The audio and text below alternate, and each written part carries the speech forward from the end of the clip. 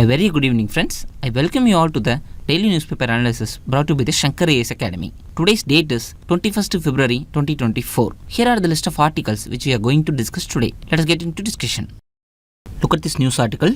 Yesterday, the Supreme Court of India invoked Article 142 to overturn the results of the elections which is held for the mayor of Chandigarh Municipal Corporation. See, this case illustrates how the court uses its extraordinary powers under Article 142 to deliver complete justice in the respective matters. See, this is the crux of the article. In our discussion, let us quickly go through Article 142 from our prelims perspective.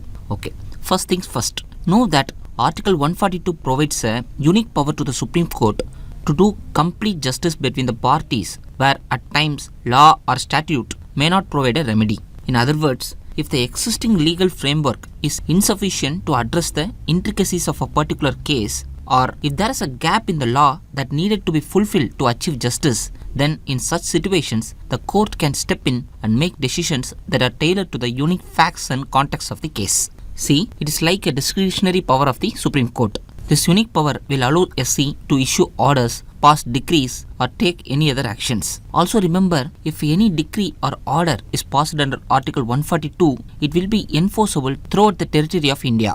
It will be enforceable either in a manner prescribed by the Parliament or until such provision is made in a manner directed by the President through his order. Know that in 1998, the Supreme Court clarified that Article 142 powers are meant to complement the existing laws, not to replace them. This means the court cannot create entirely new rules or ignore the rights of the peoples involved in a case. Thus, this provision empowers the Supreme Court to take necessary actions only to ensure justice in a situation where existing laws are not present. It actually works as a system of checks and balance with the government or legislature. Moreover, the constructive application of Article 142 has protected the rights of different sections of the population, and it has provided remedy to the litigants who have suffered traversed illegality or injustice in the proceedings. Okay, now let us see some of the examples of constructive utilization of Article 142. Firstly, in Bhopal gas tragedy case, the Supreme Court awarded a compensation of $470 million to the victims. Secondly, in the Babri Masjid demolition case, the Supreme Court ordered framing of a scheme by the centre for the formation of trust to construct Ram Mandir in Ayodhya.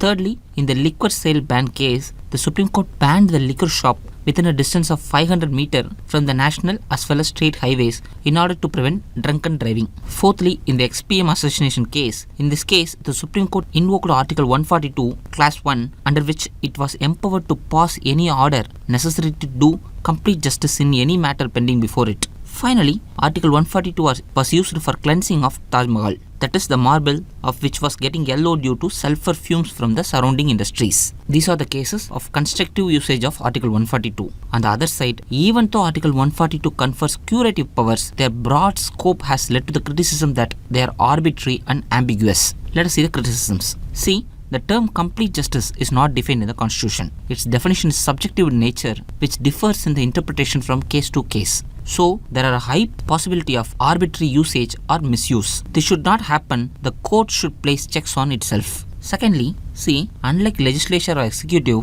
judiciary cannot be held accountable for its action. So, the powers conferred to Supreme Court under Article 142 could violate the principles of separation of powers. This led to the critics that argue that the judiciary should not venture into areas of lawmaking and it should not invite the possibility of a judicial overreach. See, as a reply to the critics, the Supreme Court in 2006 imposed a check on its own power under Article 142. In the verdict of State of Karnataka vs. Uma Devi 2006, the Supreme Court clarified that complete justice under Article 142 means justice according to law and not sympathy, and the court guaranteed that it will not take any actions that would undermine or bypass the legislative processes. This reaffirms the court's commitment to uphold the rule of law and respect the separation of power between the judiciary and legislature. This is all about the discussion. In this discussion, we saw about the basics of Article 142, and in the second part, we saw about the various issues surrounding Article 142. With these learned points, let us conclude this discussion and take up the next news article for our analysis. Look at this shocking fact. A liter of bottled water can contain more than 1 lakh particles of micro and nanoplastics. Out of these, 90% of them are nanoplastics. See, these are the shocking facts of the recent study which is conducted by the Columbian University. Here note that nanoplastics are minute particles with dimensions ranging from 1 nanometer to 1 micrometer. See, these new findings indicate that the bottled water contains a much greater concentration of these particles, which is way higher than what was previously thought of. Okay, this is the crux of the article. In this discussion, let us understand the basics regarding the microplastics, and in the second part, we shall look at the provisions of the Plastic Waste Management Amendment Rules 2022. Okay, here let's start our discussion. So, what are microplastics? See, microplastics are plastics that are less than the 5 millimeter in size, but know that they are a major source of marine pollution. See, they are present in variety of products from cosmetics to synthetic clothing to plastic bags and bottles. Know that their properties include carbon and hydrogen atoms bound together in a polymer. Okay, it may also contain other chemicals like phthalates, polybrominated diphenyl ether, and tetrabromobisphenol, etc. See, these chemical additives leached out of the plastics after getting entered into the environment. And continuing our discussion, microplastics in general are being divided into two types. They are primary and secondary. Primary microplastics will enter the environment directly through any of the various channels. For example, transport or abrasion during washing. Secondary microplastics form from the breakdown of larger plastics, and this typically happens when larger plastics undergo weathering process. Okay, these are all the basics of microplastics. Now, let us understand the details of amendments in the Plastic Waste Management Rules. See, recently, Ministry of Environment, Forest and Climate Change announced the guidelines of Plastic Waste Management Rules 2022. Okay, now let us see the various provisions of the recent amendment. See, Plastic Waste Management Rules 2016 has been amended to eliminate the single-use plastics and promote the various alternatives. Moreover, it also notified the instructions on extended producer responsibility for plastic packaging and transporting. Okay, here note that the term extended producer responsibility means the responsibility of a producer for the environmentally sound management of the product from starting to end of the product's life. Okay, on continuing, this amendment mentions 4 categories of plastics, and the government has called for an establishment of centralized online portal by Central Pollution Control Board (CPCB). See, in this portal, the various procedures like registration, filing of annual returns by the producers, importers, brand owners, plastic waste processes of plastic packaging has to be done. Moreover, this portal would act as a single point data repository with respect to orders and guidelines related to the implementation of EPR. Know that a committee constituted by the CPCB under the chairmanship of CPCB's chairman aids in the effective implementation of the plastic waste management rules. This is all regarding the discussion. In this discussion, we saw about some important facts about microplastics, and in the second part, we saw about the various amendments of the plastic waste management rules. With this learned points, let us conclude this and take up the next news article for our discussion. Look at this editorial article. This article talks about the empowerment of local self-governments in India following the 73rd and 74th Constitutional Amendment Acts of 1992. This article also highlights the uneven commitment across states in enhancing the autonomy and effectiveness of the PRI institutions. See, this is the crux of the editorial. In this context, we shall understand this article with our usual mains answer writing discussion approach. Firstly, let me read out the question for you. See, the states in India seems reluctant to empower the local bodies both functionally as well as financially. Comment. See, this question comes under GS paper 2 syllabus. Okay, now let us answer the question. Since the question is about comment, we can take both supporting or opposing stand. Here, we are taking supporting the statement and answering the question. First, start with introduction, stating that there is a prevailing issue in the governance of local bodies, and we should address the body of the answer with the financial issues, functional issues, and we should also give a way forward in our answer. Okay, let us start with the introduction. See, 3 decades after the implementation of the 73rd and 74th Constitutional Amendment Acts, a significant disparity in their functional and financial autonomy still persists. Despite their critical role in the grassroots governance, these entities often struggle due to inadequate funding, limited powers, and structural inefficiencies. See, this can be your introduction. Now let us move on to the body part of the answer. Here, 2 things are to be addressed. One is about functional issues and other one is about financial issues. First, let us give points related to the functional obstacles. Here, explain the issues related to powers and responsibilities of the local bodies. Firstly, local bodies have restricted powers in decision makings. States often create parallel bodies such as development authorities, which took over many responsibilities that originally belonged to the local bodies. This reduces the role and effectiveness of the local governance. Similarly, in some states like Madhya Pradesh, Uttar Pradesh, mayors are being elected directly but often find themselves with limited powers, making their role more of a ceremonial one rather than functional. The municipal commissioner typically plays a more dominant role in decision making within the urban local bodies. Thus, an official often overshadows the elected mayor. The third functional obstacle is, despite the constitutional requirement that local government elections ought to take place every 5 years, some states like Gujarat have delayed these elections, affecting the democratic processes at the local level. As we have seen already, there is a trend in many states to establish parallel institutions such as Bangalore Development Authority in Karnataka, which are often controlled by ministers and senior bureaucrats, and thus they encroach upon the responsibilities of the local governments. Finally, there is a lack of skilled manpower across the states. For example, in many smaller cities and towns, there is a scarcity of qualified personnel to manage intricate planning leads, which often leads to mismanagement and chaos. See, with this, the functional part is over. Now, we shall address the financial constraints part. See, financially, local bodies are not given enough freedom to generate their own revenue. They often depend heavily on the funds from the state or central governments, which are often not sufficient, or it may come with many preconceived conditions. For example, panchayats earn only 1% of their revenue through taxes, with 80% of their revenue coming from central and 15% of the revenue coming from the state.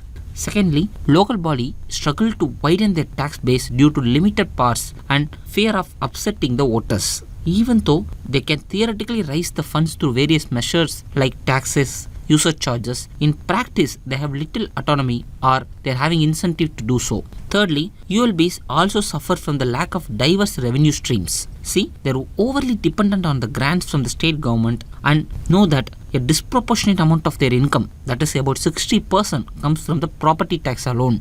And moreover, there is also a inconsistency in the support from the State Finance Commission. As per the Finance Commission report, there is an issue in functioning of the Commission as well. With this, we have completed the body part of the answer. Finally, in the conclusion part, we can write like giving way forward for improving the governance of local bodies. We can write like this. Firstly, we can provide the local bodies with fiscal autonomy and legislative support.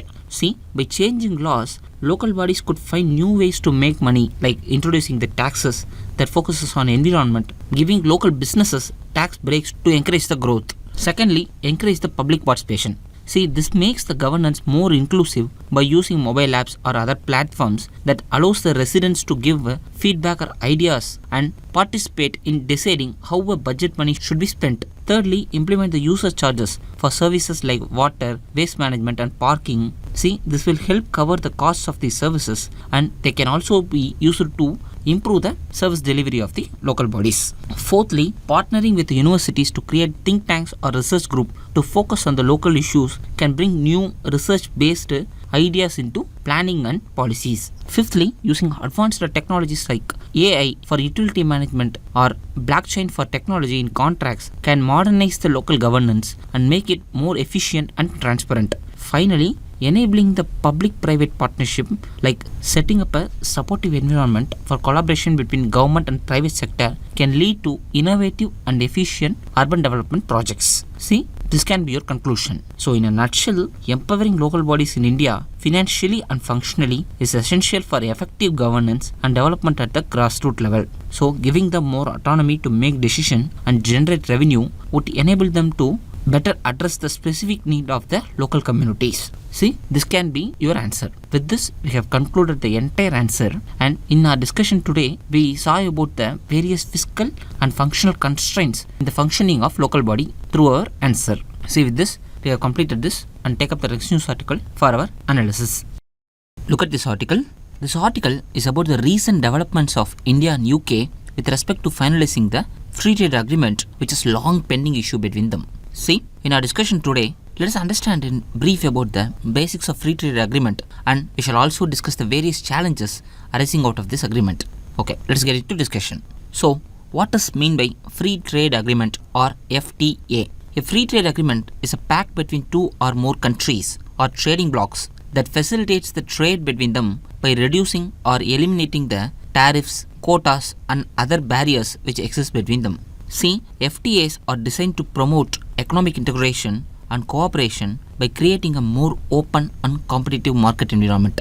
Know that these agreements typically cover a wide range of issues related to trade like reduction of tariffs on goods, liberalization of trade in services, protection of intellectual property rights, and the facilitation of the investment flows. By eliminating the barriers to trade, FTA aimed to increase the flow of goods and services between the signatory countries, leading to an increased economic growth and job creation. Note an important fact that FTAs can be bilateral, which involves between two countries, or multilateral, involving more than two countries, or it can also be an integration between the entire regions. This is all about the facts about FTA. Having discussed this, let us move on to discuss the various challenges which are arising out of free trade agreement. Firstly, there are various challenges in FTA like navigating the complex negotiation among the participating countries with varying economic interests and regulatory frameworks.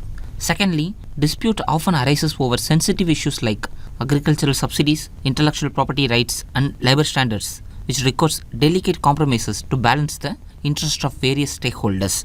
Thirdly, implementation can be hindered by domestic opposition as industries may face increased competition or job displacement.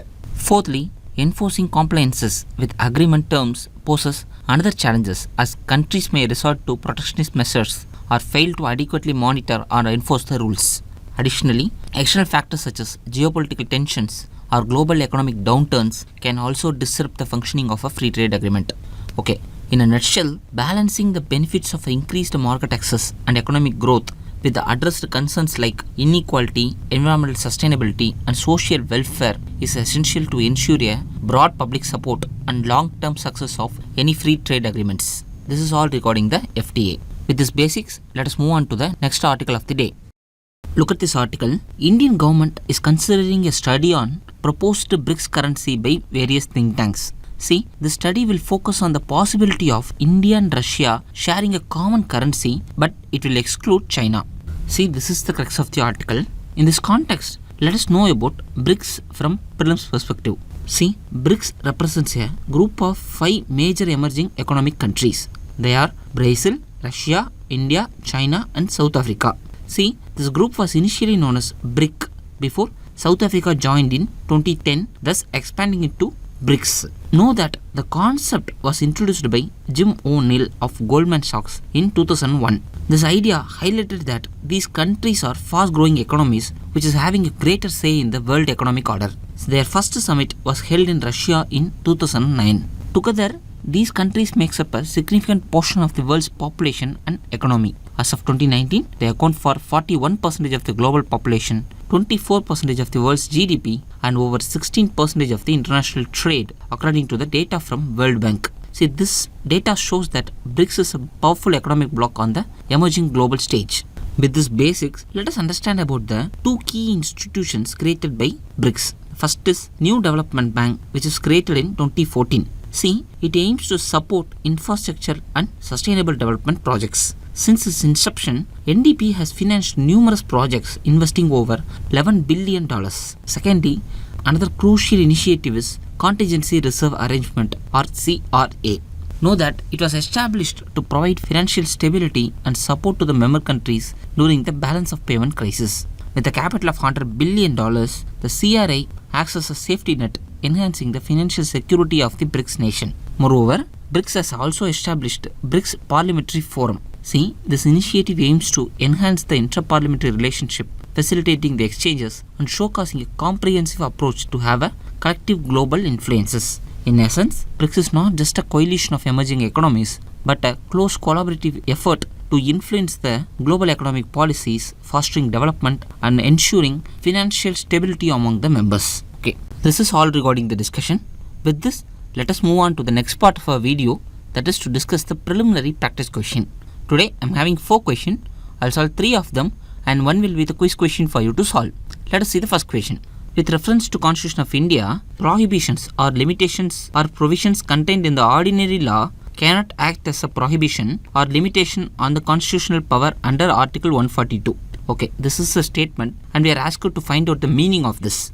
Out of 4 options, see the second one. The Supreme Court of India is not constrained in the exercise of its power by law made by the Parliament. See, out of the 4 options, second option succinctly explains the statement which is given in the question. So, the correct option is option B. See the second question. Consider the following statements related to microplastics. First statement, microplastics are generally 5 cm thick. See, statement 1 is incorrect because as we know from our discussion that microplastics are 5 mm thick and not 5 centimeters. Second one, they are the major polluters of the marine ecosystem. See, the second statement is correct. See the third one, microplastics takes 20 years to decompose due to the microstructure. See, it is wrong because microplastics will take hundreds of years to decompose. So, first and third statements are incorrect. Only second statement alone is correct. So, the correct option is option A. See the third question of the day. Consider the following statements regarding BRICS. See the first one. The concept of BRICS was introduced by Jim O'Neill of Goldman Sachs in the early 21st century. See the first statement is correct. The NDB established by the BRICS focuses exclusively on the financing military infrastructure in the member countries. See, this is wrong because NDB was established with the primary focus of supporting infrastructure and sustaining the development projects. So the second statement is incorrect. See the third statement. BRICS countries accounts for nearly 41% of the population and 24% of the global GDP. See, this is correct as we have seen in our discussion. So the statement 2 alone is incorrect. Here the question asked is which of the following are incorrect. So we know that second statement alone is incorrect. So the correct option is option B. And the quiz question of the day is given here. Interested aspirants can comment the correct option in the comment section. If you like today's video, like, comment and share it with your friends. For more updates regarding UPSC preparation, subscribe to Shankar IAS Academy. Thank you.